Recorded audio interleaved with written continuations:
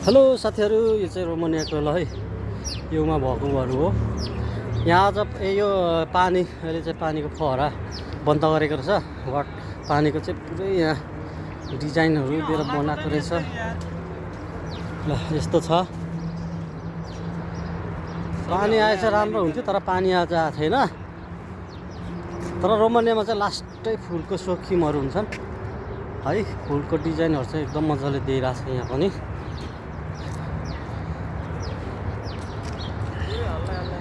ल यस्तो छ यहाँ चाहिँ